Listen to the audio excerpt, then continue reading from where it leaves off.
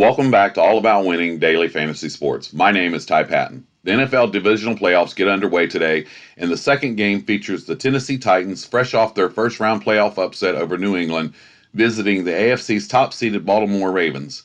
The Ravens are favored by 10 points with a game total of 47 points. Before we unpack this game, I want to share the numbers that are fantasy relevant to the Showdown contest itself. During the 2019 NFL season, there were 125 Showdown contests. This does include the 4 Showdowns from the playoff games and the wild cards. These Showdown contests have an average winning score of 131.58, with an average winning captain score of 42.72. Since the average captain score represents 32% of the average winning score, I focus a lot of attention to the captain's position. With that being said, the captain's position breaks down as follows through these 125 contests. The underdog running back has been the captain in the winning lineup more than any other position 25 times for 20%. The favored quarterback, 22 times for 18%. The favored wide receiver has been the captain in the winning lineup 21 times for 17%. The favored running back, 16 times for 13%. Underdog wide receiver has been the captain in the winning lineup 16 times for 13%. The underdog quarterback has been the captain in the winning lineup 10 times for 8%. The favorite defense special teams has been the captain in the winning lineup 6 times for 5%. And the underdog tight end has been the captain in the winning lineup 3 times for 2%. The underdog kicker has been the captain in the winning lineup 2 times for 2%. And the favorite tight end has been the captain in the winning lineup 2 times for 2%. And the underdog defensive special teams have been the captain in the winning lineup 2 times for 2%. Now, I also broke this down by position, whether they were the underdog or the favorite, and it breaks down as follows. Running backs have appeared in the captain's position for the winning lineup more than any other position, 41 times, which represents 33%. Wide receivers, 37 times for 30%. Quarterbacks have been the captain in the winning lineup 32 times for 26%. All others represent 15 winning captains for 12%. Another statistic that I look at is the overall straight-up one-loss record of the winning captain. The captain comes from the winning lineup with a record of 89 wins from the winning team, for 89 wins and 36 losses for a win percentage of 71%. That means the captain for the winning lineup in Showdown comes from the winning team 71% of the time. I broke that down by position as well, and it breaks down as follows. Running backs are 32 wins and 9 losses when they're in the captain's position for a win percentage of 78%. Wide receivers, 23 wins and 14 losses for a win percentage of 62%. And quarterbacks are 23 wins and 9 losses for a win percentage of 72%.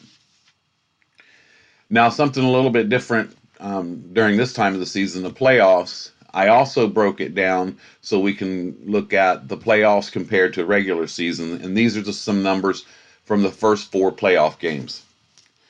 The underdog running back was the captain in the winning lineup 2 out of the 4 games for 50%.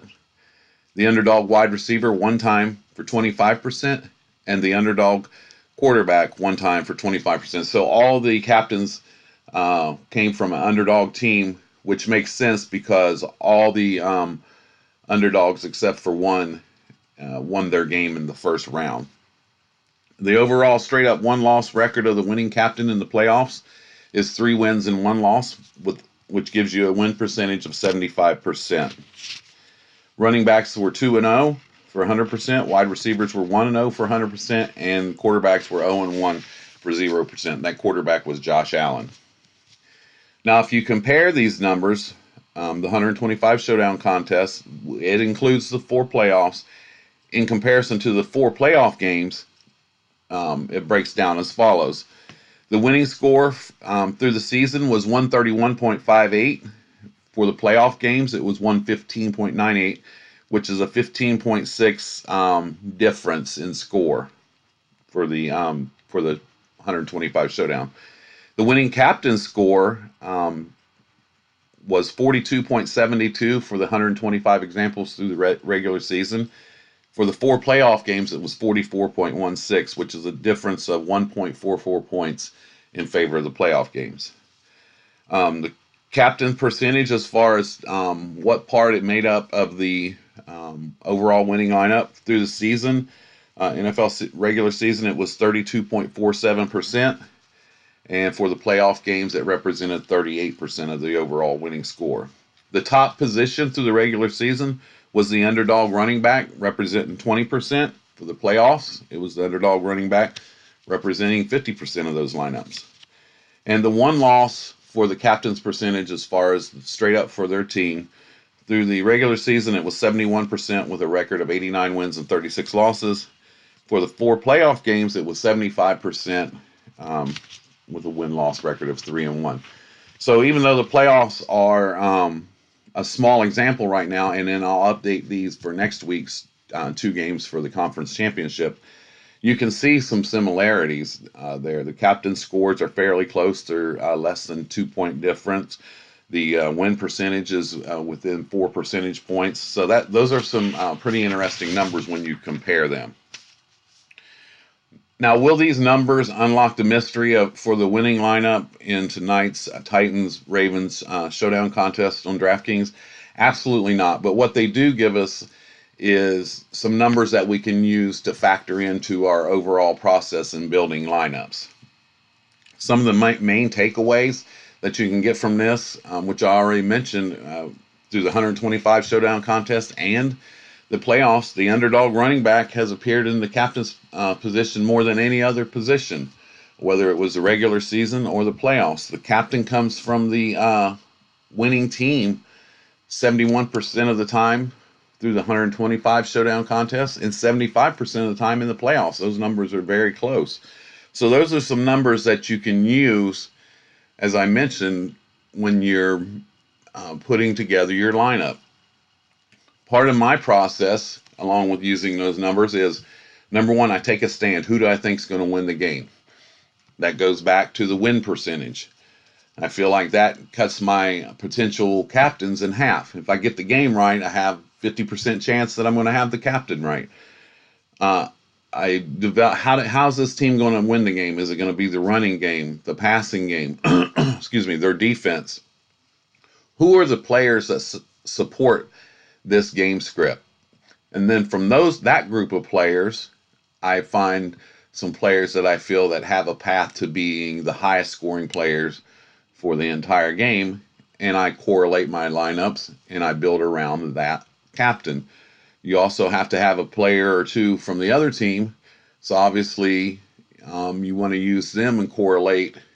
If they're going to be playing from behind, excuse me, obviously you might want to look at players that support their passing game. If the game's going to be close, maybe it's their running game, and you build your lineup and correlate it. That's how I do it.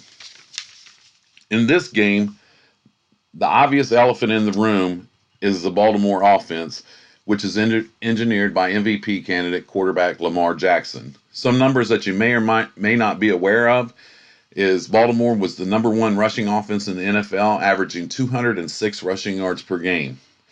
They outscored their opponent by an average score of 33-17. Lamar Jackson accounted for 80.4 rushing yards per game, 208.5 passing yards per game. On the season, he had 36 passing touchdowns, which was number 1 in the NFL. So it's not just his rushing ability. He can throw the ball as well. He was number 1 in touchdowns. Excuse me. He had 7 rushing touchdowns. He had the most rushing yards ever by a quarterback in a season with 1,206 yards rushing. And he was number 6 overall rushing in the NFL, only behind Henry, Chubb, McCaffrey, Elliott, and Chris Carson. So he's a quarterback and a running back combinations. So when you pay up the $20,400 for him and the captain, it's like you're getting two position players. I'm not sure how you can build a showdown lineup, especially in cash games, that doesn't have Jackson either in the captain's position or at least the flex position 100%. I don't know how you can just totally fade him and win in cash or larger GPPs. The Ravens defense has been just as imposing, obviously being put in good position as a result of the offense. The Ravens defense allowed an NFL low 57.6 plays per game. They are have a number 4 DVP versus the running back, number 2 DVP versus the quarterback, and a number 15 DVP versus the wide receiver position. They also blitz the quarterback more than any other team, 54.9% of the time. The Titans offense begins with the NFL rushing leader Derrick Henry. However, I was looking at some numbers for Tannehill. He didn't throw the ball a lot. He only averaged 23 pass attempts a game, and he became the starter after week 6. But he was number 3 in completion percentage at 70.3%, compared to 66.1% for Lamar Jackson. He was number 2 in TD percentage at 7.7%. He was only person he was behind was Lamar Jackson, who had 9.0 touchdown percentage. And Tannehill did have a high sack percentage. He was the second worst in the NFL, 9.8%. As I mentioned, that's not a good thing going against the Baltimore offense, who blitzes the quarterback more than any other team, 54.9% of the time. I obviously believe that Baltimore is going to win this game. There's just a lot of their offense, their defense. They're not one-dimensional. I feel like Tennessee, even though Tannehill is very efficient, I feel like they are pretty much one-dimensional. If Henry doesn't get going in this game, I think it's going to be a very long game for the Titans. Baltimore's defense is very good. They control the game with their running game and limit the opposing team to scoring opportunities. If you only get 57 plays per game, that's 28 plays per half, 14 a quarter. You better be very efficient. So if Tennessee can't stop the Baltimore running game, I just don't know how this game can even be competitive. And therefore, I do understand the 10-point line in favor of Baltimore. So with that being said, I'm going to build a lineup. This is a manual lineup that I've built utilizing the numbers that we talked about, supporting the that I believe that Baltimore is going to win the game.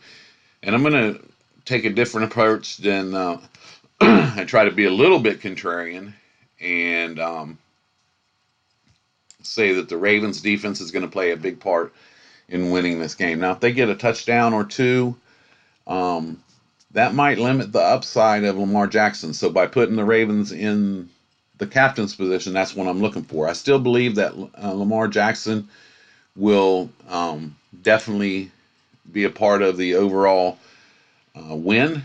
But if the Ravens defense can impose their will on Tennessee, and as I said, limit Jackson, then I'll have a foot up on all the people that put Lamar Jackson in the captain's position. With that being said, I'm not going to fade Lamar Jackson. I'm just not going to do it.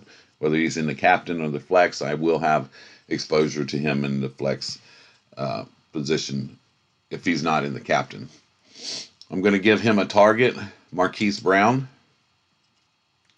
And I'm going to use the field goal kicker for Baltimore. That gives me a lot of their scoring ability and factors in their defense.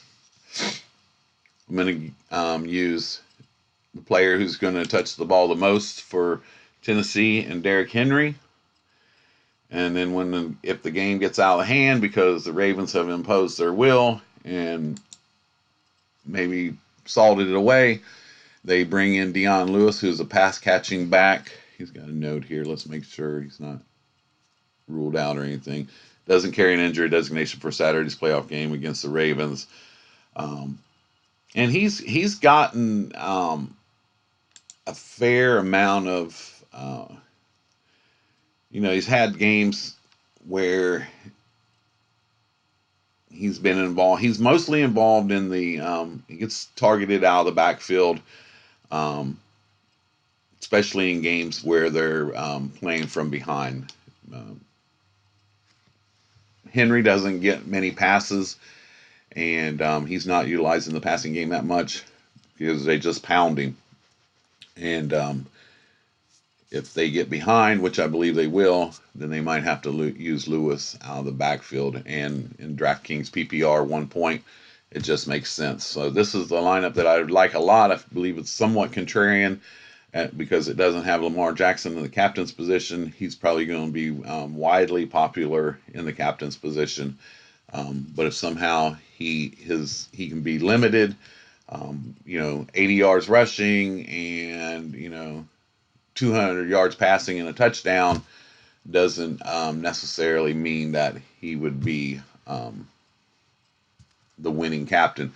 If he gets going on the ground and he starts rushing the ball in himself, which it could be possible, I'm not sure about Ingram's overall health, then he'll be the winning captain. Let's check here for Ingram.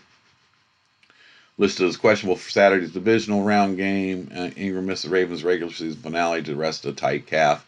And after the team's bye, he was unable to take part in the first 2 sessions of the week. Having said that, he was limited Thursday. So definitely want to check the injury report before this game. It should come out at 6:45 tonight. So make sure you always check the injury report, whether they have a designation or not. Something happens, someone gets the flu, stomach bug or something, they're ruled out at the last minute, and you have them in your lineup, whether it's specifically Showdown because you only have 6 players, but main slate lineup or Showdown, you don't want to start off your lineup with a 0. So always check that injury designation. Now, as I always do, I utilize an optimizer, whether I'm building Showdown lineups, lineups for the main slate, whatever. I like to use an optimizer that I have from a paid site. And the main reason I like the optimizer is because I want to see the different randomizations of the players that I like. And I don't MME, meaning I don't put in 150 lineups in contests. I've mentioned this probably in every video. I would if I could. I don't have anything against anybody that does.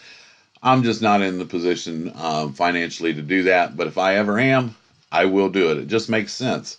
And but I will enter like the $20 or the 20 entry $1, 20 entry quarter, and I want to see the different randomizations of the players that I like. Now, what I do is I go through with the optimizer in Showdown. I don't use very many rules at all. I want to see a true randomizations of the players that I like. So I only have a couple rules, like a quarterback in the captain spot. I usually want 2 targets. With Lamar Jackson, I set it up to have just at least 1 target because I believe that he's a running back and a quarterback, and I don't necessarily need 2 targets for him. And I set it up for usually 2 targets for most quarterbacks. If I have a wide receiver in the captain spot, I at least want his quarterback in the captain spot. There's only one way that wide receiver is going to go off, and that's if he is getting passes from the quarterback. I know the argument might be out there that, well, you could run a reverse or something, but he's not going to run that many reverses and be the top scorer of the game usually. So in Showdown, I set it up like that with very few rules. I do like to only use one of the 4 between the 2 defensive special teams and 2 field goal kickers. I try to only use one of the 4, 2 at the most. Kickers offer the best, the highest, safest floor, I think. And I generally target the field goal kickers from the team that is favored because they have the highest implied total, which means they're going to be a highest scoring team. So that just makes sense that the highest scoring team use their field goal kicker. That's just something that I do myself. And then I let my optimizer run. I do go I try to pick between 4 and 6 potential captains, at least 2 from each team. That could be potentially the high scoring players in the game. I set their exposures. I can tell you for Lamar Jackson on the optimizer, I set him for 50% of the captains in my lineup.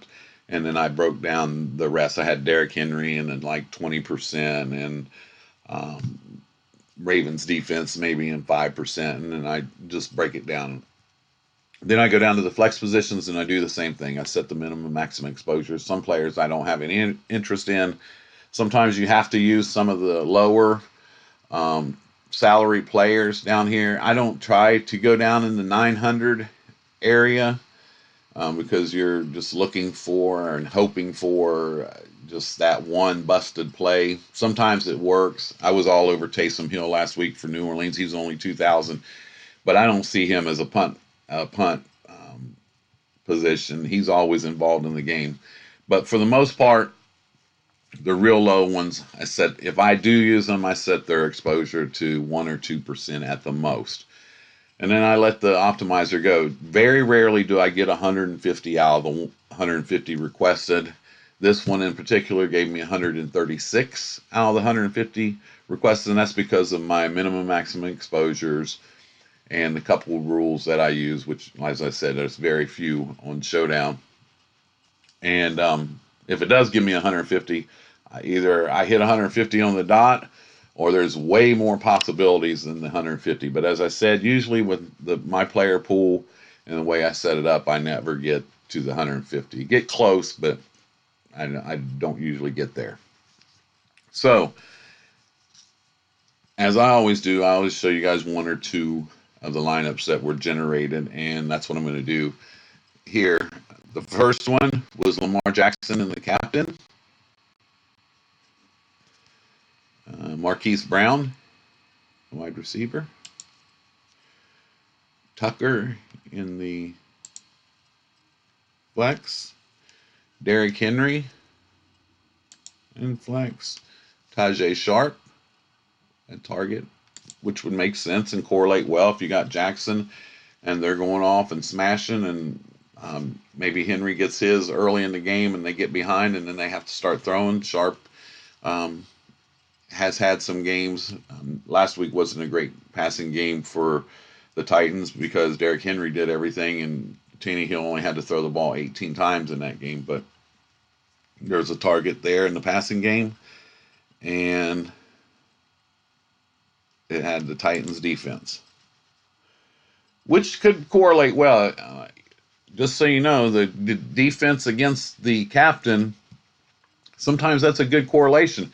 Maybe the Titans get a turnover, take it to the house, or they sack him a few times, Jackson turns the ball over, and then Jackson has to do more because the Titans defense has scored. So this was the very first lineup generated by the optimizer, and it used all the money, didn't leave any money on the table. Meant to mention that in my previous in the lineup that I built, it left 500 on the table. Leaving money on the table is a good thing for Showdown contests. The average winning lineup, I've seen this number a couple of days ago, it had been updated. The average winning lineup this season has left just a little over $1,000 on the table. So that lineup left 500. This one doesn't leave any. With Lamar Jackson in that captain spot, it does limit your builds. There's only so many things that you can do because he's almost half of your available salary at 20,000. So that was generated by the optimizer. Now I'm going to show you another one that was generated. And this one was pretty interesting. It had Derrick Henry in the captain. Again, it had the Titans defense. It had Lamar Jackson. Marquise Brown again. It had Edwards Gus Edwards, the backup running back for Baltimore, which makes sense if they limit Henry or Ingram. Ingram's usually only gets about 15 carries and maybe 3 targets per game, so the most you're going to get is 18. And if he's still a little bit banged up, they might utilize Edwards more, and if they get out and get a lead, they might rest Ingram even more. If after this game, if they win this, they'll play for rights to a trip to the Super Bowl next week. So that makes sense, and that left 3,500, and it had Dion Lewis at 3,400. So again, you have both running backs from Tennessee, which correlates well with the Ravens building a lead and them having to play from behind. You got Lamar Jackson with Gus Edwards, Jackson's #1 target. So it left $100 on the table, so a little bit better than the other one. And this might be a little bit contrarian too. As I said, I expect Lamar Jackson to probably be 60 to 70%, if not more, owned in the captain's position in most showdown lineups. So there you go. And the purpose of this video isn't to give you picks or give you these lineups for you to run out and use them. If you do, that's fine. I'll be using them somewhere. The main thing I want to do is share these numbers and show you my process of putting together showdown lineups and help you build lineups too that correlate and make sense. That's the whole reason behind these videos. I want to thank you guys for joining me. I encourage you to please drop any opinions or comments that you may have below. Please share this video, like it, subscribe if you're not already a subscriber, and hit that notification bell so you get notified when my next video posts.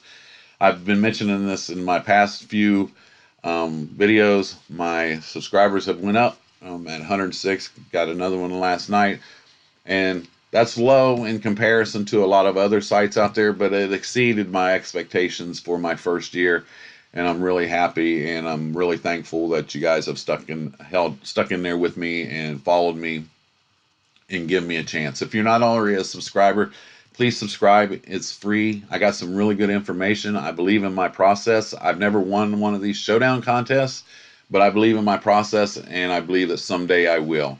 I do have a high cash percentage, meaning I at least win my entry fee back. I'm probably 80 to 90%. Very rarely do I have bad results on the showdown, and I've been close before. I've been in the top 20 before, top 10 a couple times, and I really like DFS. And again, thank you for watching my channel and being loyal. And I hope to build it and make it bigger as we go through the year, and even bigger next year. I will be posting a showdown video later for tomorrow's Houston-Kansas City game, which kicks off at 3 o'clock. I'll be posting that one tonight. And then tomorrow morning, I'll post the Seattle at Green Bay video for the showdown, which is tomorrow night at 6:40. I'll have that out in the morning tomorrow. So I'm going to get this posted for you guys well in advance of game time tonight. Don't forget to check that injury report. Should be out between 6:45 and 7 o'clock tonight. You can also follow me on Twitter at Winning About. I try to put injury news on there or other relevant information as I get it. And good luck tonight. Hope to hear that some of you win. Look for my Cowboy Fan 215 name in some contests. That's me, and I hope to see some of you guys up there at the top, guys or girls. Need to start clearing that up a little bit. Again, my name is Ty Patton. This is all about winning daily fantasy sport. Thanks a lot, and I'll see you again real soon.